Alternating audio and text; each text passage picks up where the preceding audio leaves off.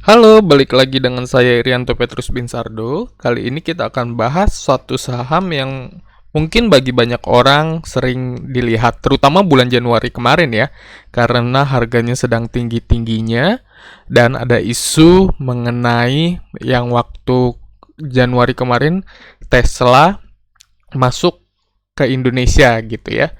Tapi kalau kita lihat nih ini laporan keuangannya kan baru keluar ya, baru-baru ini. Dan bagaimana sih sebenarnya kinerja saham Antam? Kita akan bahas Antam.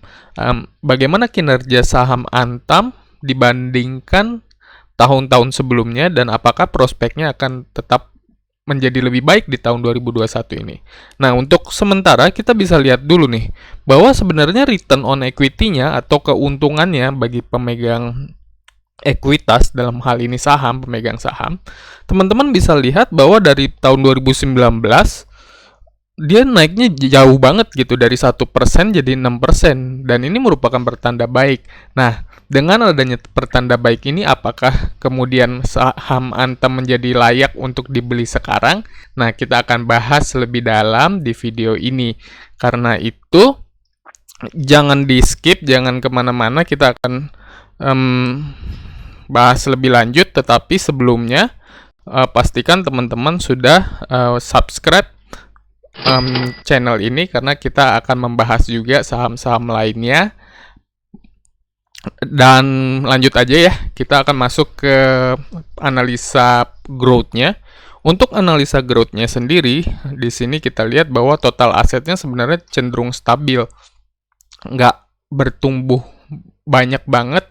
Bahkan mungkin kalau di tahun terakhir dari 2019 ke 2020 dia memang bertumbuh sedikit ya. Dan pertumbuhan aset ini kan berasal dari ekuitas maupun utang. Kalau kita lihat memang pertumbuhan ekuitasnya cukup naik tipis dan ada juga pertumbuhan total utang. Jadi ini sebenarnya lebih cenderung konstan ya, tidak bertumbuh cukup seperti yang diharapkan saya sebagai investor. Saya bisa kasih lampu kuning saja di sini. Dan ini sedikit summary-nya. Oke, lanjut. Kemudian, kalau kita gali lebih dalam dari utangnya, kalau kita lihat memang utangnya juga bertumbuh, punya tren yang ya cukup bertumbuh ya dari 2014, namun ya bisa dibilang konsisten. Namun yang menariknya, bahwa utang jangka panjangnya ini cenderung turun. Padahal kalau dilihat sebenarnya utang jangka panjang adalah utang yang sebenarnya memiliki bunga ya. Jadi utang jangka panjang ini akan membebani perusahaan dengan bunganya dan mengurangi keuntungan dari perusahaan. Jadi di sini kalau utang jangka panjangnya, long term debt-nya ini sedikit, artinya ini pertanda yang cukup baik, di mana nilainya itu di 5.100 sedangkan total utangnya di 12.000. Jadi di bawah 50%. Ini merupakan nilai yang kecil dan cukup preferable bagi saya sebagai investor. Saya bisa kasih lampu hijau di sini. Lanjut. Kemudian kalau kita lihat untuk debt to equity ratio-nya, kita kan inginnya utang memang tidak terlalu banyak, optimal lah ya, dimana kalau utang terlalu banyak juga cukup membebani perusahaan dan kalau bisa nilainya itu lebih kecil dari ini lebih kecil dari 1. Dan kalau kita lihat nilainya memang cukup stabil di 0,6, kecuali 2018 nilainya cukup stabil di 0,6 di bawah nilai 1, dimana itu cukup preferable bagi saya. Dan kalau kita lihat lebih lagi untuk long term debt-nya dibandingkan asetnya, ini yang tadi kita lihat bahwa nilainya turun di beberapa tahun belakangan dan nilainya hanya 16% dari total aset. Ini adalah nilai yang cukup kecil menurut saya dan ini cukup menarik, preferable bagi saya bisa kasih lampu hijau di sini.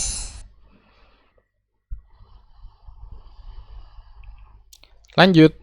Kemudian kalau kita lihat di sini, cash ratio adalah kepemilikan uang kas perusahaan untuk menutupi utang jangka pendeknya, dan lebih disukai kalau nilainya di atas 100. Dan kalau di sini kita lihat nilai di atas 100 ini berlangsung terakhir itu 2017 ke belakang ya. Sedangkan 2018 ke 2020 nilainya cenderung turun terus. Dan ini menyebabkan kita harus melihat lebih dalam lagi nih. Jangan-jangan memang cash flow-nya bermasalah gitu ya. Namun kalau kita lihat memang aset turnover-nya cukup tinggi. Bahkan 2019 aset turnover-nya tinggi sekali. Dengan 2020 pun Desember masih lebih tinggi daripada tahun-tahun sebelumnya. Karena itu, untuk lebih dalam lagi, lebih detail lagi mengenai keuangannya, mari kita cek cash flow dari perusahaan Antam ini ya. Jadi yang biru ini adalah cash flow dari operasional. Artinya kalau positif artinya kegiatan operasinya menghasilkan keuntungan di sini ya. Jadi selama 3 tahun terakhir aktivitas operasinya menghasilkan keuntungan, ini menandakan cash flow yang sehat. Kemudian yang oranye ini adalah aktivitas investasi, di mana perusahaan melakukan pembelian aset misalnya ya, dan cukup banyak di tahun 2018 nilainya cenderung berkurang dari tahun ke tahun. Namun yang menarik adalah dengan adanya investasi di tahun 2018, ternyata aktivitas operasi jauh lebih menguntungkan di tahun 2020.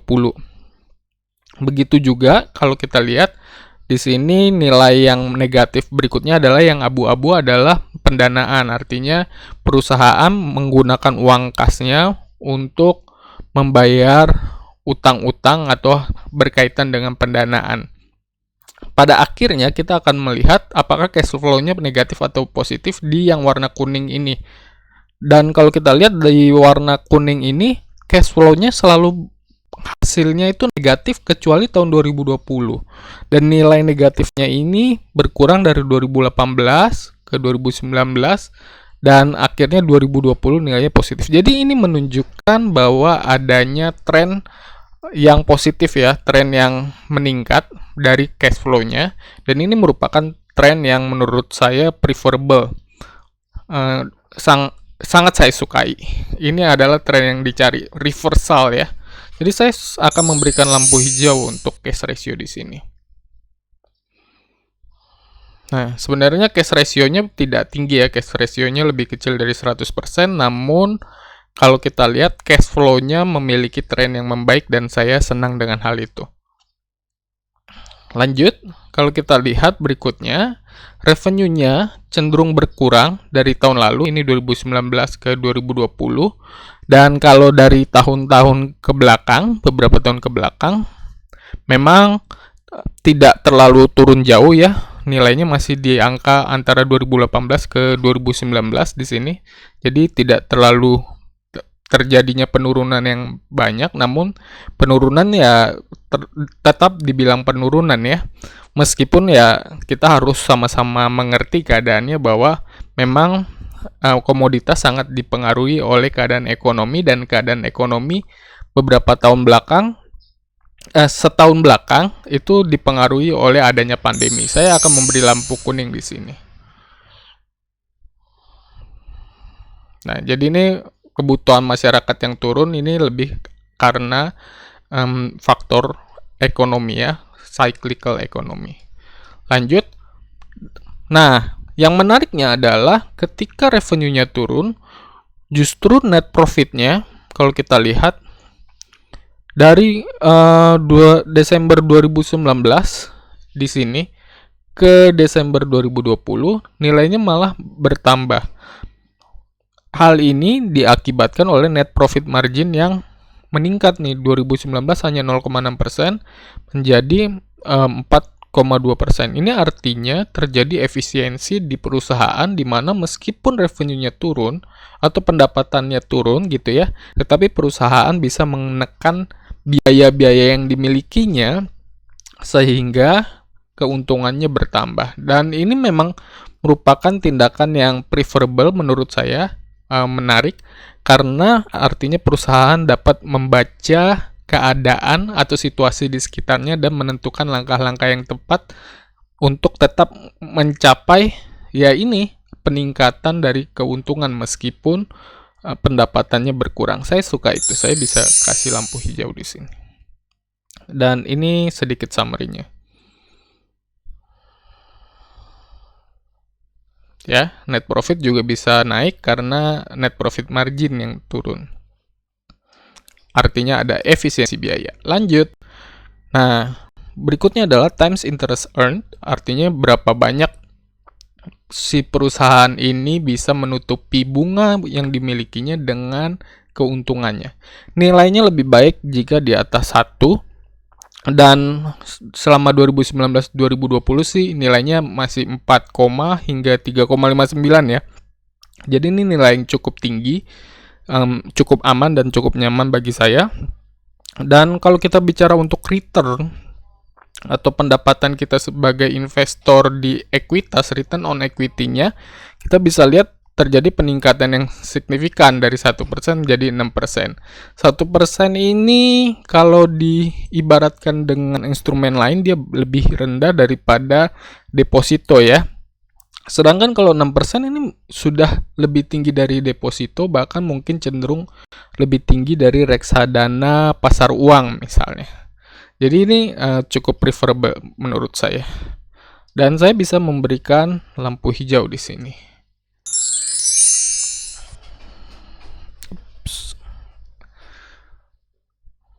Oke, lanjut. Nah, ini yang menarik menurut saya karena memang sejak Januari 2021 ke belakang, akhir tahun kemarin, harga Antam ini memang sedang naik-naiknya gitu ya. Dan pada saat video ini dibuat di harga 2.370, kalau berdasarkan earning yang dimilikinya, sebenarnya harganya sudah lebih mahal 50%. Harganya bisa turun ke 1000-an untuk harga wajarnya dibandingkan pair.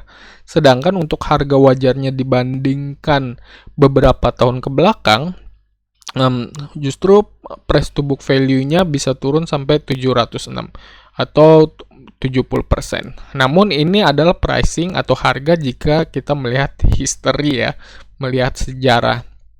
Dan belum memperhatikan apakah perusahaan ini bisa memiliki kinerja yang lebih baik di masa depan gitu ya.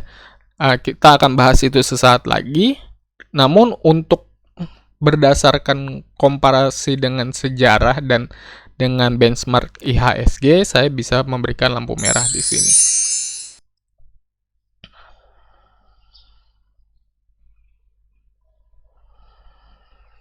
Oke, lanjut. Jadi kita akan summary-kan dulu. Untuk growth-nya, saya masih belum bisa memberikan centang di sini ya, karena kita bisa lihat tadi nilainya cukup konsisten dari tahun ke tahun untuk asetnya. Untuk likuiditas, low debt to equity ratio dan long term debt-nya, saya bisa memberikan centang ini karena DER-nya di bawah 1 dan long term debt-nya di bawah 20% ya dari total aset.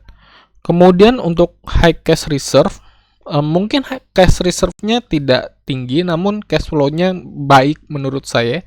Saya bisa kasih centang di sini. Cash flow-nya membaik bahkan dari tahun ke tahun. Kemudian untuk profitability-nya atau keuntungannya, di sini parameter saya adalah increasing profit, jadi saya bisa kasih centang di sini.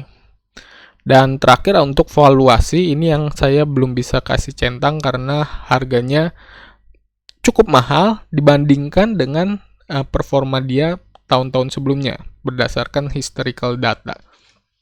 Nah, bagaimana strategi yang bisa teman-teman atau yang bisa saya lakukan terhadap saham Antam ini, kita akan bahas berikutnya. Kita akan lihat dulu untuk aspek-aspek kelebihan, kekurangan, kesempatan, dan tantangannya ya. Jadi kalau kita bisa simpulkan, kelebihannya memang secara fundamental baik dan liquid ya, karena tadi centangnya cukup banyak, kecuali di bagian harga dan pertumbuhan asetnya. Namun yang menjadi kekurangan adalah yaitu tadi harga ya, mahal kalau menurut saya. Bagaimana dengan kesempatan ke depannya? Nah, ini kita udah mulai ngomong tentang harga ke depannya ya. Dan referensi saya ada referensi luar di sini bahwa Antam akan menargetkan double produksi nikel di tahun 2021 ini. Jadi ini merupakan pertanda yang baik bahwa Antam akan meningkatkan produktivitasnya. Dan kenapa ini merupakan kesempatan yang baik? Karena kita bisa lihat bahwa terjadi peningkatan aktivitas ekonomi nih, baik di dalam negeri maupun di luar negeri, seiring dengan vaksinasi yang mulai berhasil ya di berbagai negara dan mulai dijalankan begitu. Ini akan lambat laun akan membuka kegiatan ekonomi yang tentu akan berdampak pada komoditas. Dan kemudian tantangannya adalah pengaruh harga nikel, karena kalau kita lihat di sini ya, harga nikel ini untuk beberapa bulan terakhir ini, untuk bulan April ini saja sebenarnya harga nikel sudah jatuh harganya dari titik tertingginya ya. Jadi ini merupakan tantangan tersendiri karena mungkin produksi nikel sudah mulai bertambah gitu ya. Berbagai negara juga sudah mulai memproduksi nikel sehingga ini mempengaruhi harga nikel, dan harga nikel yang turun tentu akan balik lagi mempengaruhi revenue atau pendapatan yang dimiliki oleh Antam. Jadi itu sedikit SWOT analisis ini ya, kelebihan, kekurangan, kesempatan, dan tantangan yang dihadapi oleh Antam. Jadi bagaimana sih decision saya untuk saham ini? Pertama-tama saya akan menjelaskan lagi bahwa ini adalah opini pribadi berdasarkan data yang saya tampilkan, dapat berubah berdasarkan perubahan data di masa depan dan bukan ajakan untuk melakukan apapun. Jadi untuk saham ini strategi yang bisa saya jalankan untuk di skip ya. Untuk di skip saya tidak akan men-skip karena secara fundamental cukup menarik dan secara keuntungan gitu ya, secara keuntungan dari secara rasio utang masih cukup menarik. Untuk short term trading saya masih akan melakukan short term trading karena komoditi itu merupakan sektor yang cukup menarik ya untuk short term trading. Dan dia sekali lagi liquid gitu ya, karena kita bisa tahu bahwa Antam ini sangat banyak dilakukan trading oleh banyak orang. Kemudian untuk wait for discount, ini saya akan sangat wait untuk discount karena berdasarkan sejarah datanya memang sudah cukup mahal.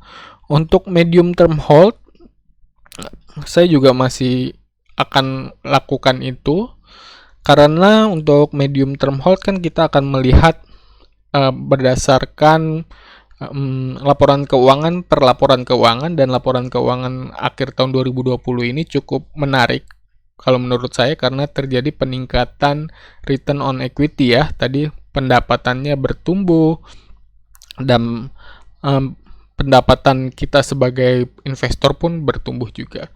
Sedangkan untuk return investing saya belum bisa kasih centang karena memang returnnya tadi di sekitar 6%, sebenarnya tidak terlalu preferable dibandingkan instrumen lain yang mungkin bisa lebih tinggi atau sektor-sektor lain yang lebih tinggi lagi. Sedangkan untuk capital gain juga tidak, karena seperti yang disebutkan tadi, harganya secara historical sudah cukup tinggi ya dibandingkan PBV dia beberapa tahun ke belakang, juga berdasarkan price to earning ratio benchmark keseluruhan IHSG. Jadi itu sedikit my decision atau strategi yang bisa saya gunakan untuk saham Antam ini. Silakan teman-teman kalau punya pendapat atau punya strategi sendiri bisa di adjust gitu ya, disesuaikan. Dan kalau teman-teman punya komentar atau saran atau kritik atau punya pendapat yang lain mengenai saham Antam, teman-teman bisa tulis di kolom komentar karena kita akan mendiskusikan lebih jauh Dan pastikan teman-teman untuk melakukan subscribe karena kita akan bahas saham-saham lainnya yang mungkin masuk dalam watchlist teman-teman. Oke, segitu dulu dari saya. Saya Irian Petrus Binsardo. Thanks for watching and see you on next videos.